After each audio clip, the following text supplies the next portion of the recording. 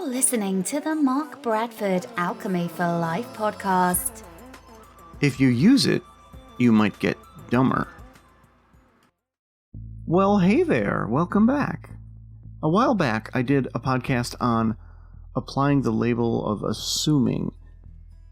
That's not what this podcast is about. This is actually just about labels. So, by all means, go back and listen to the podcast about assuming and how that label of assumption being applied to you changes the entire perspective of your behavior, and that it's dangerous in the hands of the wrong people.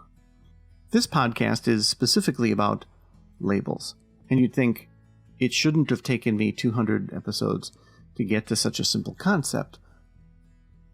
That's because I'm busy dealing with all the complicated, esoteric, crazy concepts, in my defense. I wanted to bring attention to something that I'm noticing more and more and more and more. As you know, I have a leg in all sorts of different places, if you will. Oh, you have a leg in this, you have a leg in that. Yeah, I have like 16 legs. One of the places is sort of the relationship and dating arena, partly because that's what I'm doing, is dating. But I'm also very cognizant, very aware of people when they talk about their relationships. And here's what I've discovered after gathering data for a while. It seems like every man is a narcissist and every woman's crazy. At least that's what I'm told by the men and women. I'm not saying that a lemon isn't a lemon. But if you look around and you go, look at all those lemons, and there's only like 2 lemons, and the rest are like oranges and apples and bananas, then I'm going to think that you are sort of generalizing. And that's the problem with labels. And we know that, right? We know that labels are cognizant shortcuts to something, right? It's basically a chapter heading, an index, right? One word has a meaning. All words have a definition. And if you say the word, you don't have to say the whole dang definition. I mean, that's the basis of not only our language, but all languages, including even coding languages. Everything's a reference and a link to something else. But I'm troubled by the use of specifically narcissist, because I hear that so much.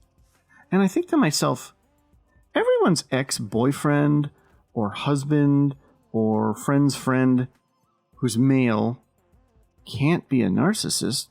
They can't all be narcissists, right? Maybe they're just assholes. I mean, what happened to that term? What happened to somebody just being an a-hole, right? Maybe they're just a jerk. Maybe they're self-centered. I mean, maybe they don't have a mental disorder on the level of narcissism. I say that because not only have I encountered a number of people just nonchalantly throwing that term around, but I even was out a couple nights ago and there was a couple at the table next to me and they were talking about that. And it was a woman talking about someone who was a narcissist. And then the man said, well, yes, you know, those people, this is how they react. And then they had an entire list of how those people behave. And I'm sure that people in the mental health community, psychologists, psychiatrists, and so forth, I bet they'd be the first people to say, look, there really isn't an operating list. I'll be the first to tell you that though I've had some experience with individuals who have the grandfather of all mental illnesses, I still don't think that there isn't a list, a particular list that's operated by. Now, I understand the way that you define a mental illness and a behavioral pattern and so forth is by a pattern, right? It adheres to a pattern. It adheres to a set of rules. But sometimes these rules are loose, and sometimes they mirror other things. And sometimes we all have bad behavior. Look, you have a bad day. I have a bad day. Sometimes we have a great day. Sometimes we're the most wonderful person in the world. Sometimes things are going our way and our hormones and all sorts of other stuff are just in line, and you have the greatest, most resilient day. And sometimes you're a big fat asshole. Sorry, I'm swearing in this one for some reason. But it doesn't make you a narcissist. Just like if you react fairly strongly, it doesn't make you crazy. And I just think, I don't think these terms necessarily damage the people, oddly enough, as by applying the labels to them, strangely enough, as much as it damages the user's ability to reason properly. If you start to figure out something ever so slightly and go, oh, that's a narcissist, oh, she's crazy, well, you stop thinking. When you apply a label, you stop thinking. That's the point of a label, to save you some brain power. I want you to understand that sentence, when you apply a label, you stop thinking, which is quite clever, thank you very much, is the summary of what we just talked about. It's the summary of 6 minutes of chatting. It's not what I led with, because I didn't just apply that and say, okay, let's discuss it a little bit. Because I also don't want you to think that applying a label's bad.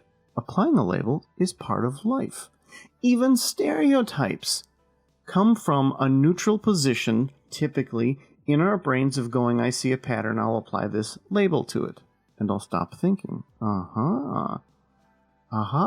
It can be used for good or bad, can't it? It can be used for good to allow us to do more and more complex things, to push our brain power to where it belongs rather than to just redefine what a house is every single time we just say the word house. Or a SQL database query, or a complex relationship issue, etc. But if we're just waiting with our finger on the trigger and waiting to just slap that label down, oh, boom, narcissist, boom, crazy, boom, something else, boom, stereotype, then it becomes a problem. Then we get dumber and dumber and dumber, which is really a bizarre thing that labels are a double-edged sword that can make you smarter or dumber. Isn't that odd? Isn't it odd that the same tool that could make you smarter because you're like, oh, I get this super complicated concept, it's called a da-da-da. I looked it up. Oh, okay. Well, now that I know what a da-da-da is, my brain goes, all this complex stuff is the da-da-da, and I can move on and build upon that and make even more complexity. And that makes you smarter. But that same concept makes it so that you apply a label before you even do any of the thinking and figuring out. And go, okay, that's what that is. I won't think about that. I'm just going to move on. Now you did the opposite. Do you see how this isn't a, hey, don't put your hand in a fire. Fire hot. Oh, okay, thanks, Mark. It's not that kind of issue. Because if I tell you to stop using labels, I'm telling you, and even stereotypes. If I tell you to stop using both of those items, well, then I've removed a tool for thinking higher and higher thought. If I say labels and stereotypes are the greatest thing in the world, I think we should use them more, well, now I'm making you dumber and even worse. Right? We all know where stereotypes lead. So instead of the, dear listener, fire hot, don't put your hand in there, I'm trying to give you this conversation so that you can understand that it's a powerful tool that can be overused or misused. And I use the example of narcissism and sort of crazy chickism as an example of how it's overused. And again, it's not to say that there aren't narcissists, crazy chicks, and lots of delicious lemons out there. It's just that not everyone's a narcissist, crazy chick, and not every fruit is a lemon. So next time you're about to apply a label, or the next time somebody uses a label in front of you, give it a little bit of thought and think, really? Really? And in that instance, you may just get a little smarter. Thank you. Hey there, thanks for listening. You know I always enjoy your feedback. The prequel to The Sword and the Sunflower duet, called Upside Down, is now available. The Sword and the Sunflower is available as Kindle, paperback, and audiobook, with the other two, Amira and Upside Down, being available as Kindle and paperback. Well, actually, all 3 books are now available in hardcover.